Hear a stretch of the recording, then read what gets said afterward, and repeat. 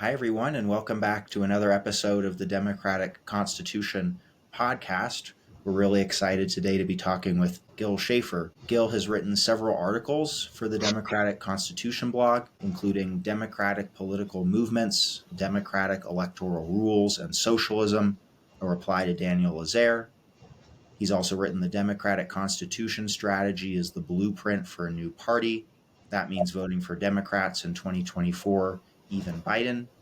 And finally, he's written Marxism Is Democratic Republicanism, the history of the struggle for equal human and political rights from the inside out. And today we're going to be talking mostly, I think, about the ideas brought up in that last article, because what we've been doing, and Gil has been participating in this with us, is going through a reader that folks in the blog, especially Gil, contributed to. The reader is called Equal Human and Political Rights and Democratic Republicanism. And right now we're about to start chapter 7. We've been going through each section of that reader. And I wanted to go through just the titles of the sections to give folks an idea of what the reader is. We talk about the Peasants' Revolt of 1381 in section 1. Section 2, the English Civil War and the Levelers. Section 3, C.B. McPherson's criticism of the levelers' possessive individualism.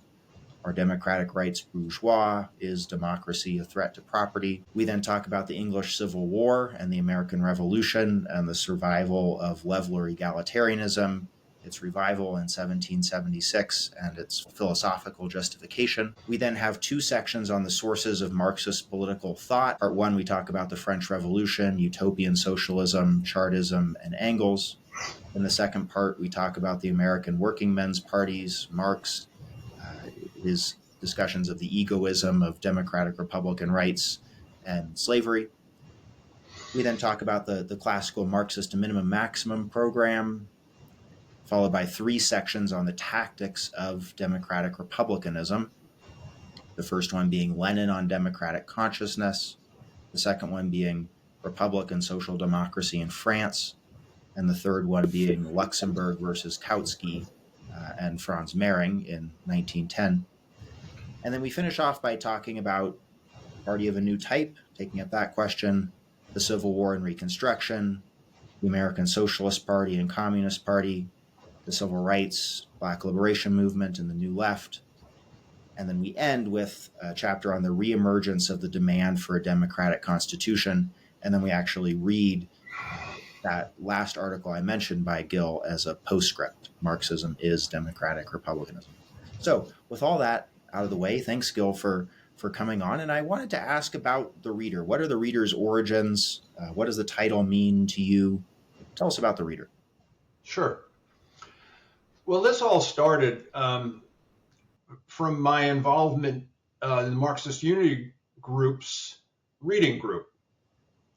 And that the Marxist Unity Group reader starts off with Lars Lee, a chapter from his book on the merger formula, which is that Marxism, social democracy, is the merger of socialism with the working class.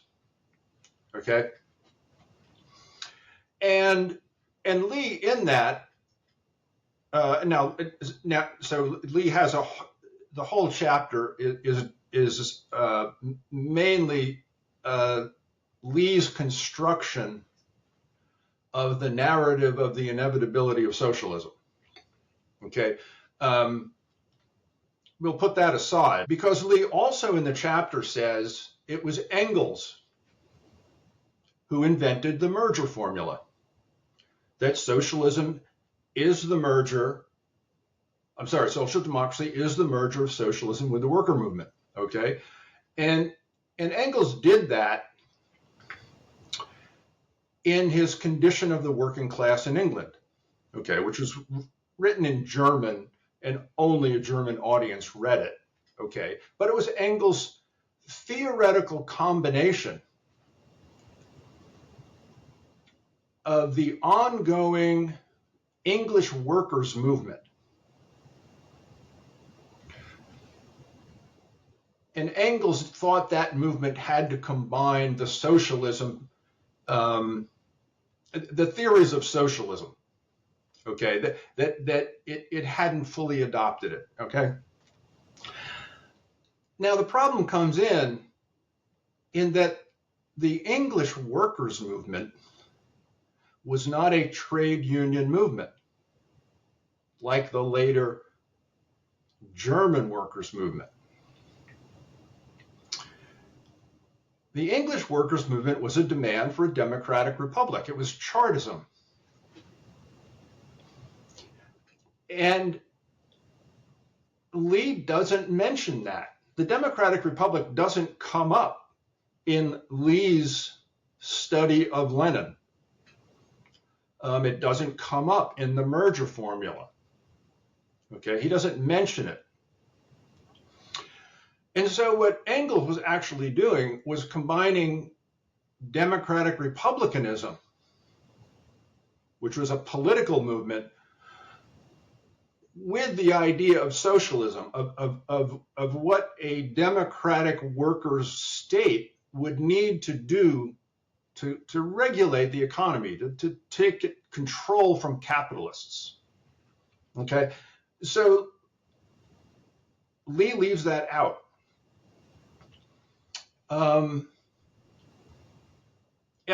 Even though the main demand of the Russian Social Democratic Party in its program was for a democratic republic, again, Lee just leaves that completely out of his account. And so the problem with the Mug Reader is that it's as if history begins, that the democratic aspect of Marxism basically begins in the 1840s with Marx and Engels. And that's, excuse me, that simply isn't true. Marx and Engels did not invent the idea of democracy. They also didn't invent the idea of socialism. And so where did democracy come from? So in putting together kind of the reading list we're going through, I go back into English history with the Peasant Revolt of 1381, but primarily the Levelers. That the modern idea of representative democracy was a creation and a demand of the Levelers during the English Civil War. And even though the Levelers were suppressed and democracy was dead in public discourse for probably 100 years, the democratic ideas survived in the English dissenting religions, but also in the colonies in the United States. You know, so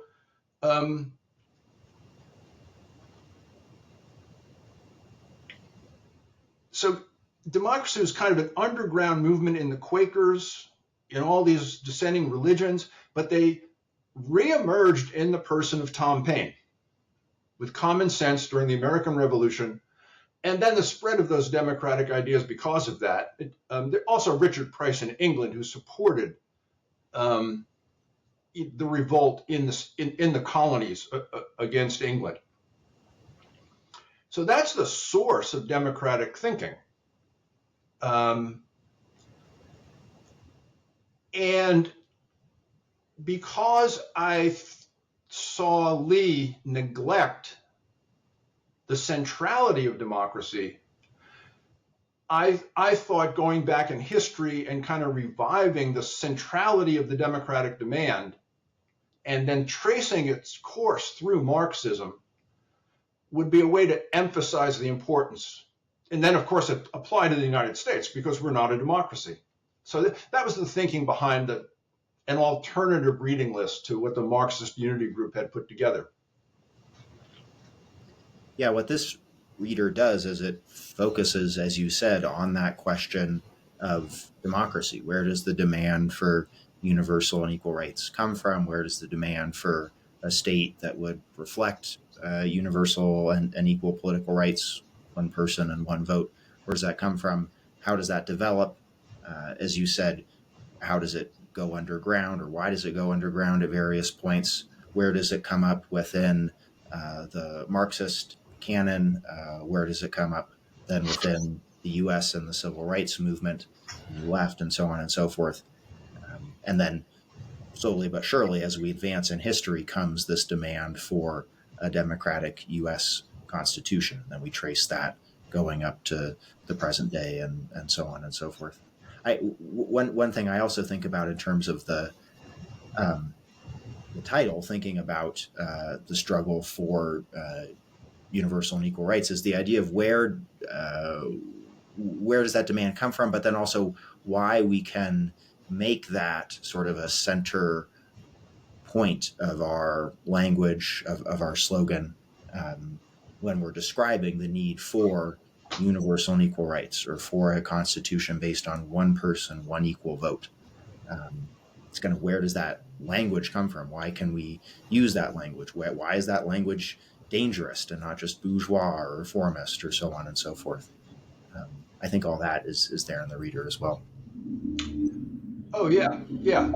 Look, the language of rights, which is the dominant language, let's just say for the history of the United States, it is the dominant language. It's how people talk about politics, particularly the right to vote.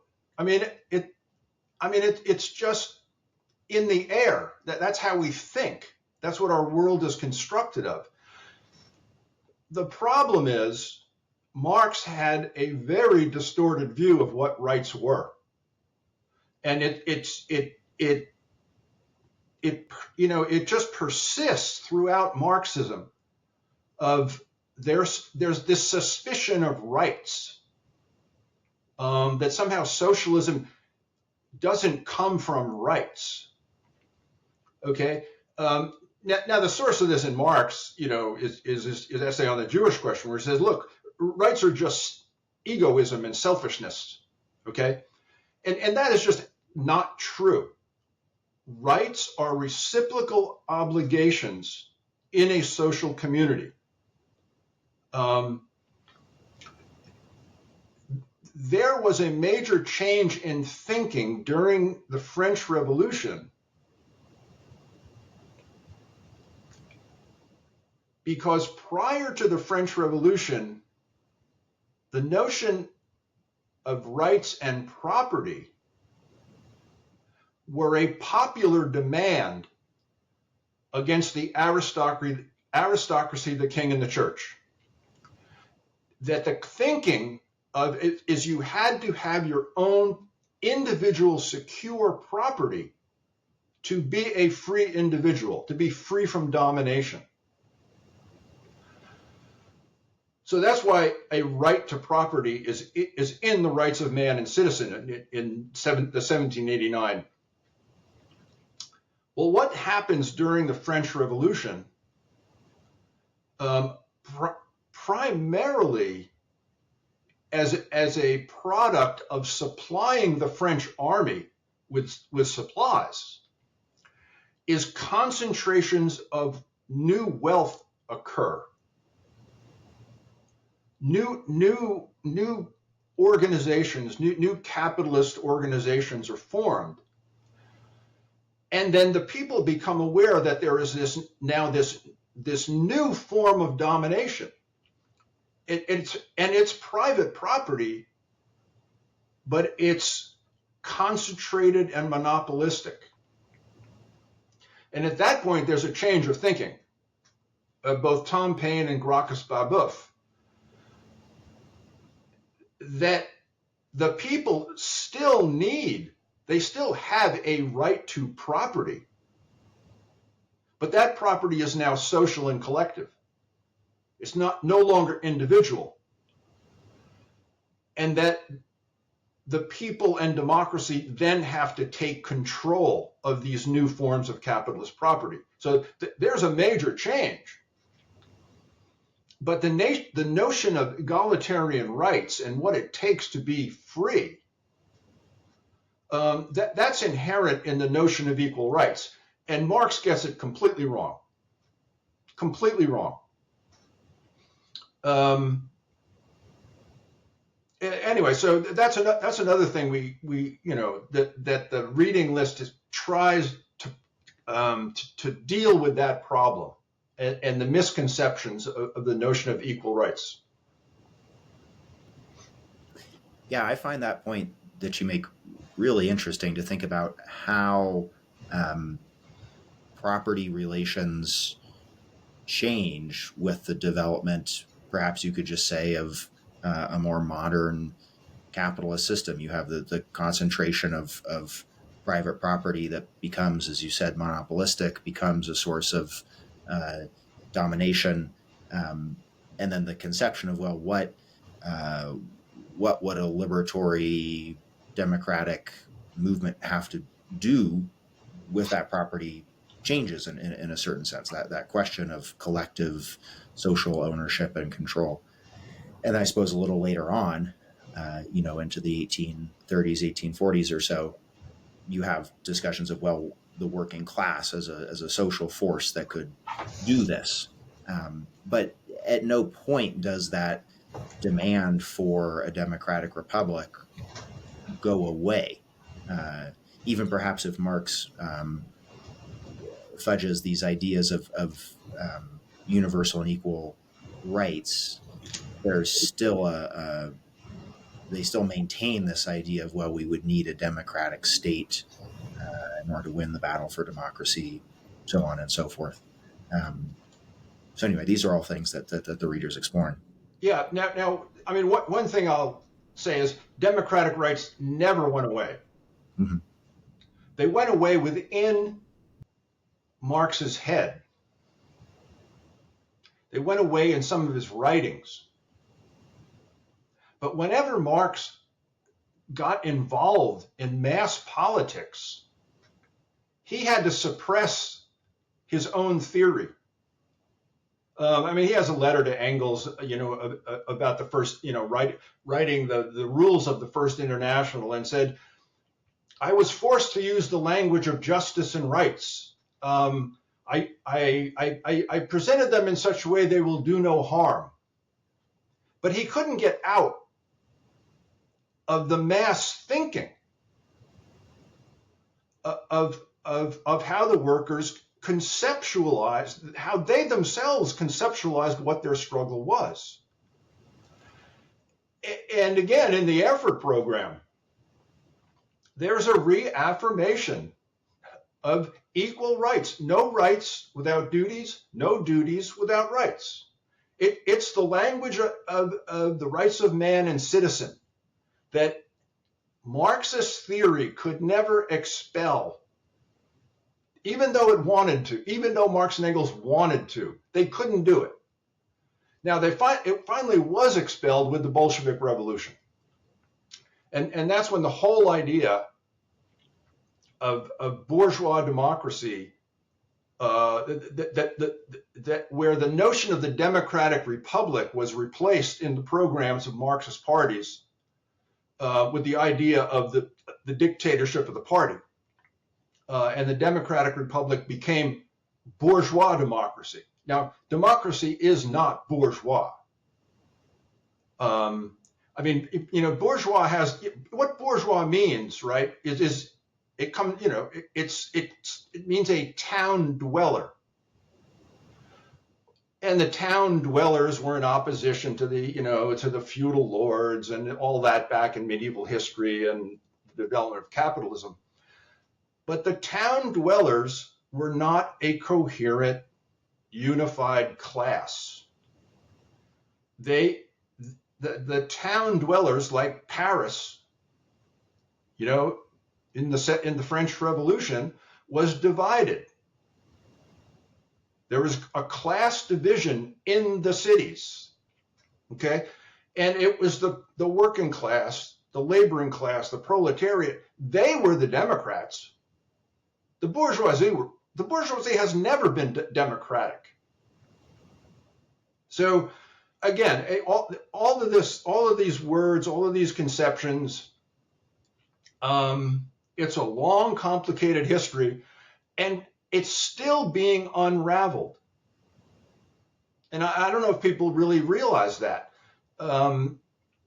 the works of Hal Draper, Richard Hunt, Neil Harding in the 1970s really took on how all these categories coming from the 19th century into the 20th with the Bolshevik Revolution, how all these categories got mixed up and confused, and how Marxist history was written backwards. And so we still have to straighten all that out.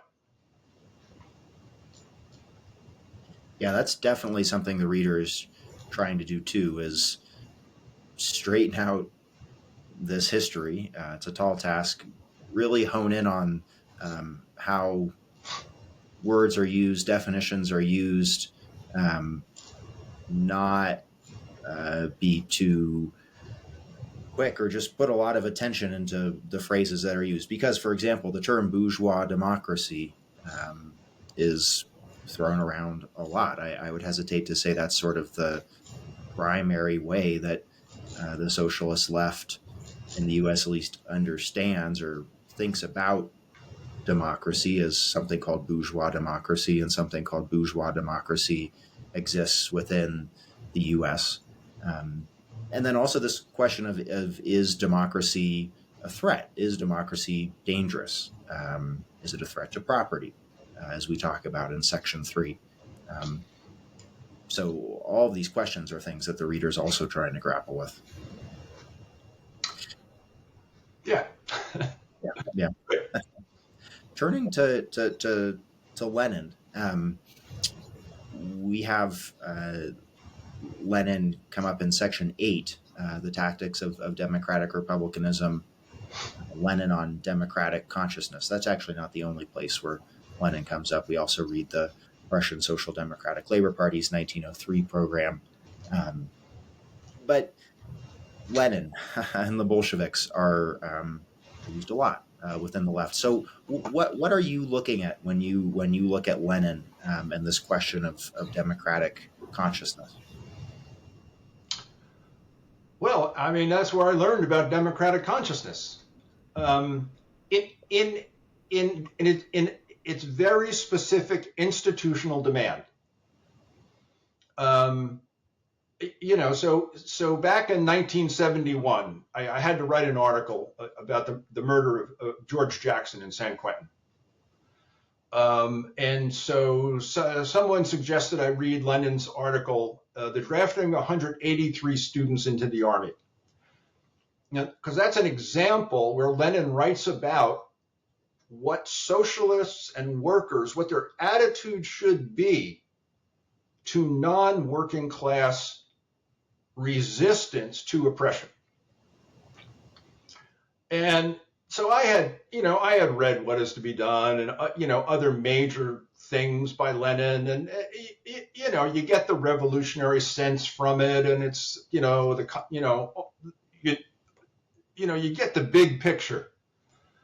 But you don't get the sense of, well, how do you go about it? What are the tactics?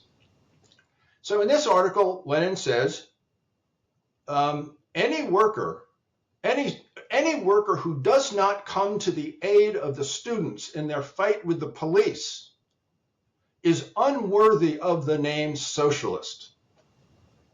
Now, clearly, socialist does not mean an economic theory there. So what's going on? Well, Lenin, more than any other Marxist in history,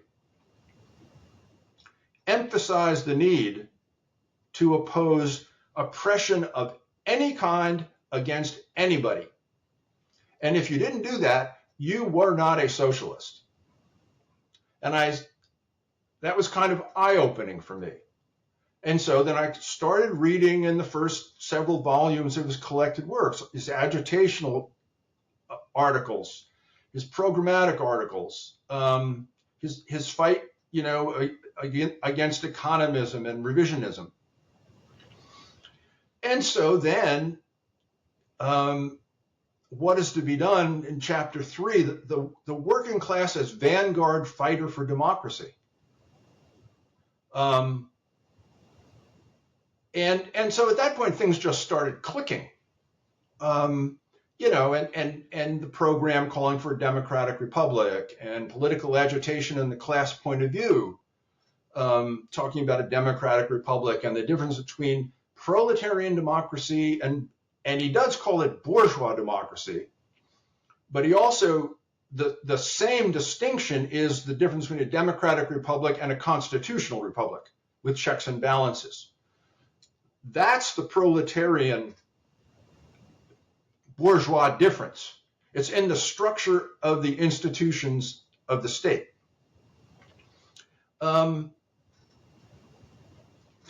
Anyway, so that was eye-opening, and then that's when I look at the U.S. state, right? And this is during Watergate, and the Senate is acting and doing things, and they're changing the filibuster rules, and it just then it kind of dawned on me that, okay, the structure of the U.S. state is undemocratic. It's not just the U.S.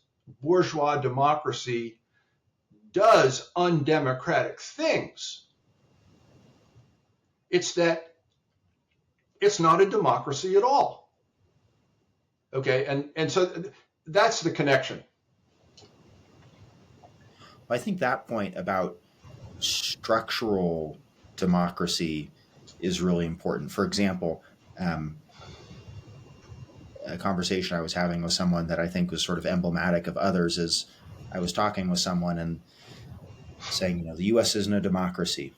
And they were saying, oh, yeah, I agree. The U.S. isn't a democracy. You can't be a democratic country when you have this much wealth concentrated in so many hands, or when you have this particular economic system that we have. You can't call that a democracy, which I suppose in some ways is true, but it avoids or doesn't pick up on that question of the state and what the state structure is like. You can say the U.S. is not a democracy because we don't have a political system based on one person, one equal vote. And then there are various things that come out of that. For example, a lack of rights within the economic sphere, the concentration of wealth, so on and so forth. But there's even if well-intentioned, there's almost a reflexive aversion to looking at the political structure and kind of immediately going forward into the economy, if you will. And I think that reading Lenin and, for example, reading the RSDLP's program and what democratic consciousness means really helps one look at the political structures and look at not just the struggle against all forms of oppression, but how those tie back into the need for a democratic state and a democratic republic. At least that's how I sort of look at it. Yeah. I mean, there's a logic to this, right? That concentrations of wealth are incompatible with democracy. Absolutely true. That's just definitional. But it doesn't say anything about your strategy, your tactics, or the content of your agitation and the way to attack that wealth. And how is that wealth itself, how does it protect itself? Okay, now, there are leftists, whether you communist, anarchist, I don't know, whatever you want to name, who basically says there is no transition period between now and the revolution to abolish property. You just say we want to abolish property and that's our goal, and we denounce capitalism. Well, that is not what Marx, Engels, or any of the, not orthodox, classical Marxists said. All of them knew that you can't have democracy with concentrations of wealth. But their specific strategy was to win the battle of democracy to establish a democratic republic where you then use the state and laws to take control of the capitalist property. But it's not a simple mechanism. It's complicated for all kinds of reasons. The division between manual and intellectual labor, who has a monopoly on knowledge, all kinds of things. Okay, that it's not simple. And that's the sections on the tactics of democratic republicanism. The three sections: Lenin, Luxemburg, Kautsky. That why the winning the battle for democracy is the primary strategic goal of the classical Marxists.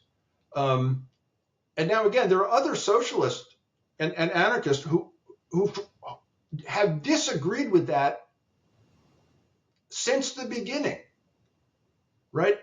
And so Marxism is actually political socialism. And unfortunately, the way most people read Marxism is that they don't have a theory. They're not exposed to the theory of why Marxism was political in the first place, of how different Marx and Engels were, from Proudhon, Robert Owen, and going off and forming little socialist communities.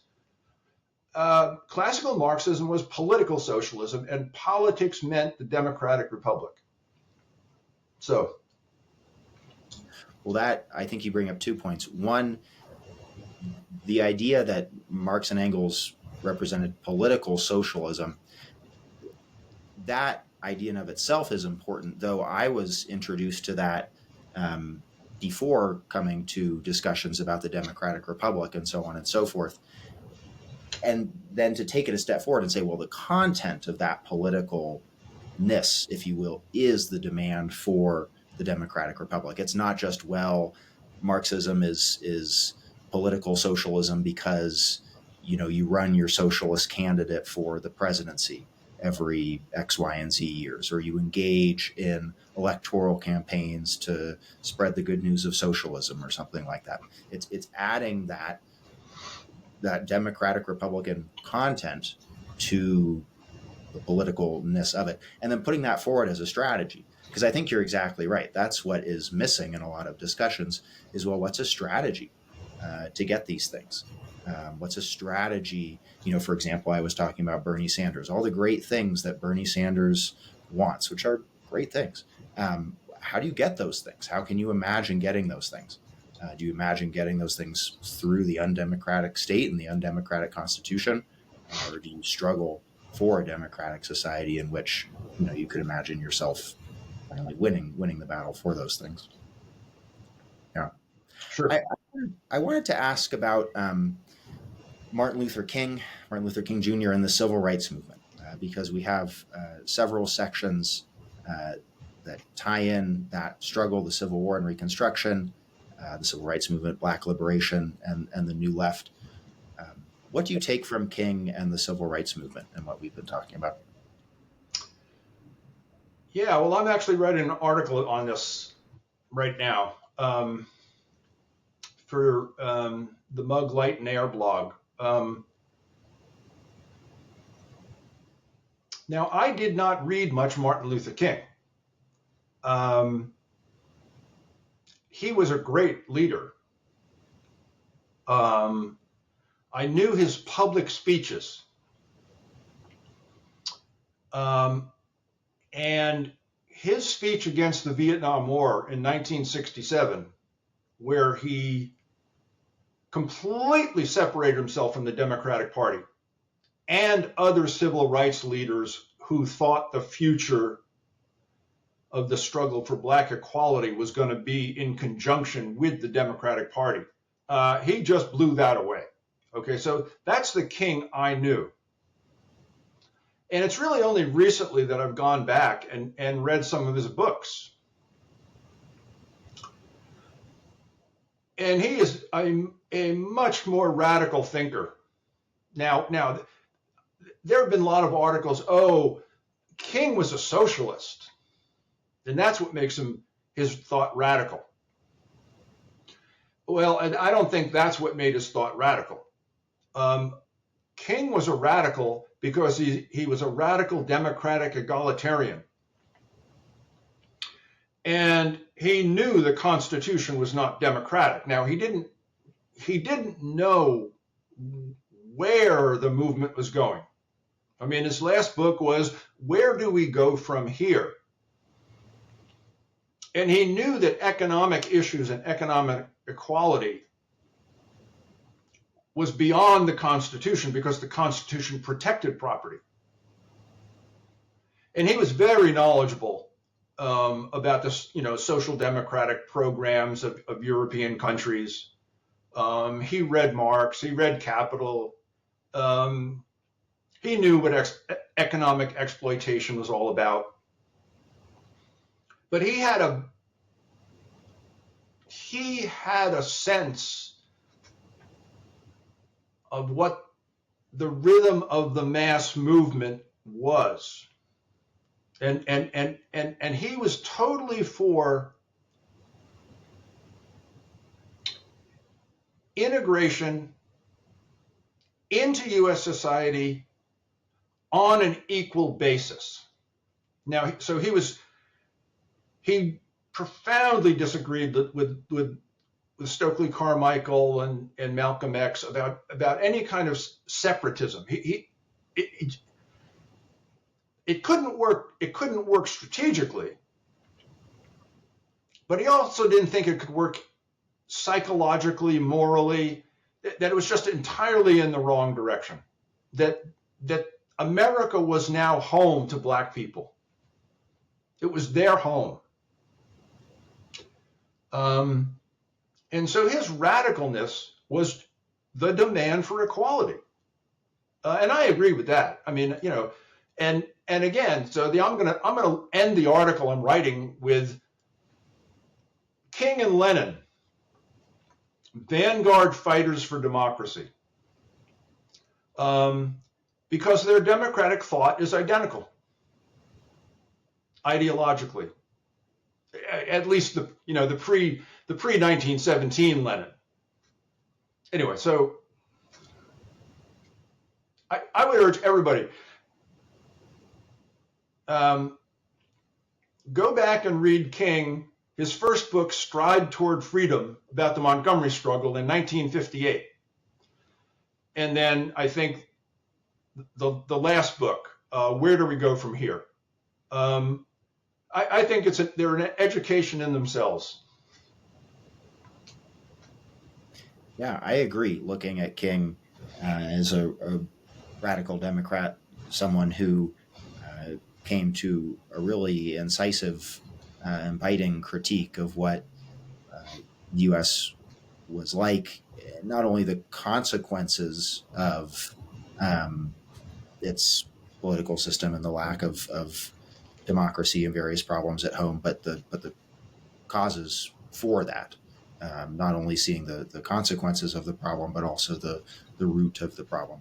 And then, again, this is, I think, what the reader is trying to do. It's arguing for the radicality of the demand for equality and universal and equal rights, and saying that's the foundation, perhaps the moral foundation, also the strategic foundation around which many other things revolve. Yeah.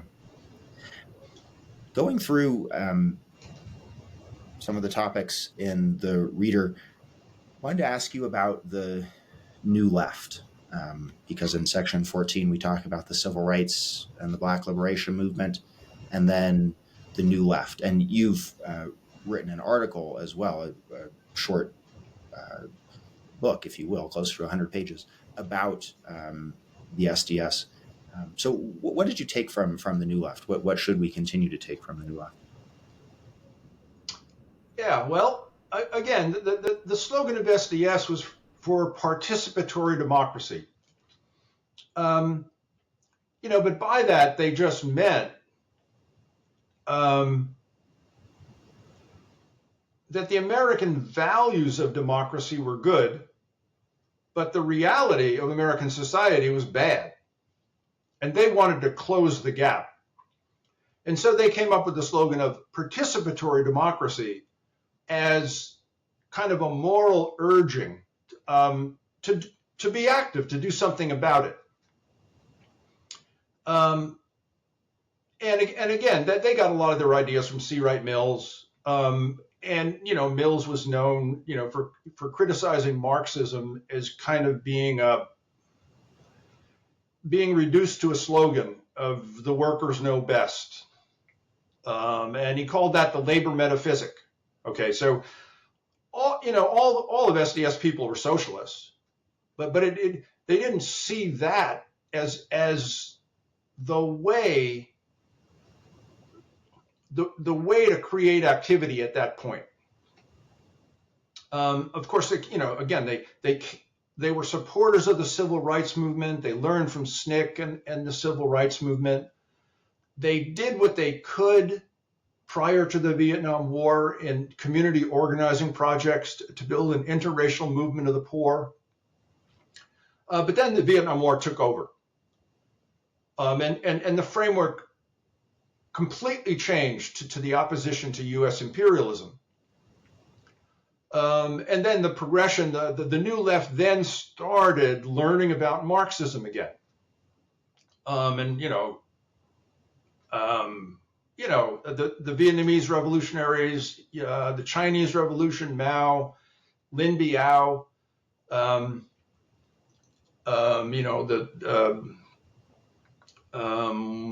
forget the title of his 1965 pamphlet of national liberation struggles surrounding the cities of the metropoles.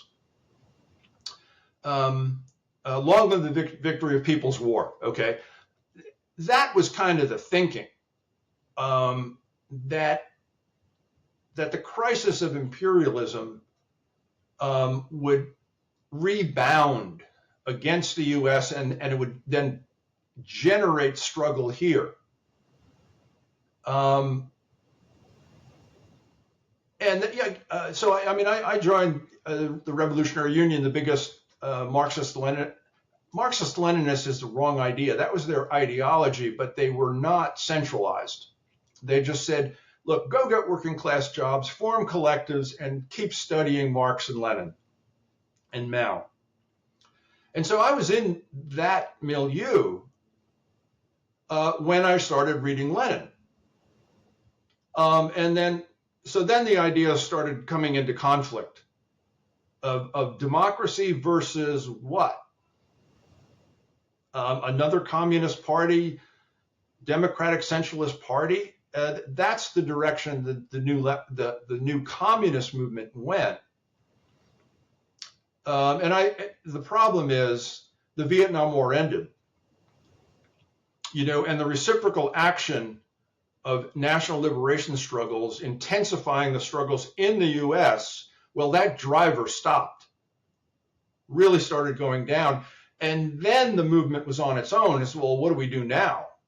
What do we do about this situation? And that's where I parted ways with all the party building movement, which I just thought was nonsense, just built on false premises. And that's when I switched to, well, we need a democracy in the U.S.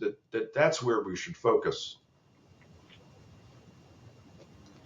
Well, I'll definitely link in the show notes to the essay you've written and also an interview that you and I did a few years ago at this point, talking more about your history within SDS. It was really eye-opening for me to start going back and reading a lot of the thinkers in SDS and thinking about this period in general as one of many in which people are continuing to look at the United States and go, it's something far less than the democracy that it's touted, whatever you want to call that.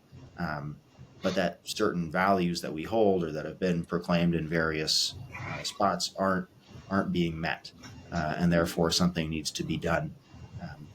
And as we've talked about for various reasons, well, here we have now a return of looking at the political system, looking at the Constitution, and saying, well, gosh, what would it mean, as is the reality that the U.S. is not a democracy? What would that mean for our political strategy, for our theory, so on and so forth? So I wanted to end by asking you about a description you gave me at one point about the blog, or what the blog should sort of aspire to be, as a concentrated advocacy organization. What do you mean by a concentrated advocacy organization, and what should we really be trying to do at this point with the ideas that we have here in the Reader? Well, I mean, this goes back to my experience in SDS, but also some writings by Hal Draper. So, the left is always talking about organization. We've got to organize. We've got to get together. Organization is our only strength. But what they don't ask is, well, where does the energy come from for an organization? Well, I think ideology and strategy precedes organization. That organization condenses around a strategy. And so I'm familiar with the history of SDS, right? That just started with a handful of people, basically Al Haber on the University of Michigan campus in the 1950s, trying to figure out how did the world work. And he sensed from the civil rights movement that there is a democratic upsurge happening in this country. And it's not based on the old industrial unions. It's coming from somewhere else. And all they could do, again, Mills is the same. All you could do, you looked at who was moving. Well, it's blacks in the civil rights movement. There was the anti-Cold War movement in various shapes, against the, atom bomb, the Cold War. And then there were students, intellectuals in the university, really dissatisfied with the social theories and stuff that they were being taught. So there's just a dissatisfaction. But the point is that the movement formed around a relatively small core of ideology and activism. And so Hal Draper went in his own little world. Let me finish with SDS. SDS was never a consolidated organization. I mean, it had a national office that maybe a dozen people worked in. They put out a newspaper. But they were dependent on contributions from local SDS members and chapters. They didn't dispense anything, except orders for literature and speaking engagements. They were just an ideological leadership. They wrote things, and SDS conventions and the papers were just filled with all kinds of analyses, okay? And the movement flowed from that. Now, Hal Draper in his own little world, the little socialist world, coming out of the free speech movement, the International Socialists, they wanted to become an organization, and Draper goes, "You're all wrong. Don't try to rebuild these organizations." And he came up with this concept of ideological centers. He said, look, if you've got an idea, start out with a publication. Try to pull together a group of people who agree with your ideas and put out your publication. And don't try to tie that directly to to running a political organization. Let local people, wherever they are, read all this stuff, make their own choices about tactics. So the idea that a center can dictate tactics, that was the main rejection of both Draper and SDS. It's like only people on the ground know what's going on. We can do broad ideological stuff, like, so take war research on the campuses. Okay, so the SDS National Office would put out stuff on that research, Columbia Institute for Defense Analysis. But it was the Columbia chapter that took that and did sit-ins, and we did the same thing at Princeton. There was a computer center for IDA. Okay, and then we do sit-ins there, but it was the local people who took the ideology and then tried to find activity behind it. Anyway, so that's what I mean by a concentrated ideological expression. Trying to pinpoint, where we think we should concentrate. I think that's a really important question, thinking about where we should concentrate. Again, an example comes to mind of having a discussion with a group of folks about the problems with American democracy. Again, I wouldn't call America a democracy, but the problems with what's going on in the world, where the U.S. is at, so on and so forth. And even within that general bubble, folks go in all different kinds of directions. The thing to focus on is the local legislature, or how people see democracy in their daily lives, or reaching out to this particular group to try and get them to start doing some particular thing. So at the end of the day, it is that decision that has to be made. Where do you think your energy should be concentrated on? What's that key link? What's that lodestone? Where do you focus your critique? So that's a very important point. Yeah. Well, Gil, thanks so much for coming on and giving our listeners an insight into the reading group. Really encourage folks, if you're interested at all in joining us and talking about this, just feel free to shoot me an email and we'll get you involved. And the hope is that this reader sprouts various branches and goes in different directions, but that we're really forming a strong ideological intervention to do all the things that Gil talked about with us during this hour. So Gil, thanks so much again for coming on. Great.